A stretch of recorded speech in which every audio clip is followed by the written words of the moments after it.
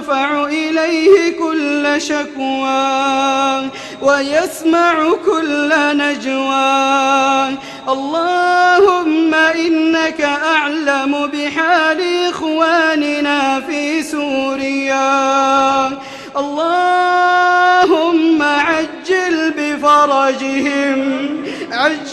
بفرجهم، اللهم انصر على من بغى عليهم، اللهم انصرهم على الظالمين، اللهم عجل بنصرهم يا قوي يا متين.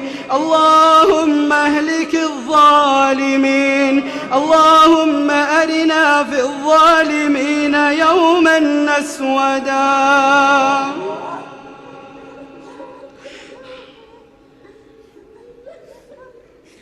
اللهم إنك تسمع بكاء الباكين وتسمع أنين الآنين وترى جروح المصابين بمن نستنصر وأنت القوي الناصر.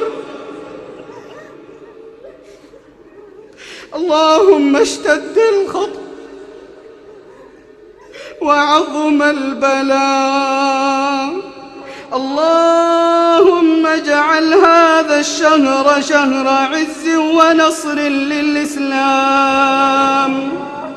اللهم يا ربنا كن لهم عونا ومعينا.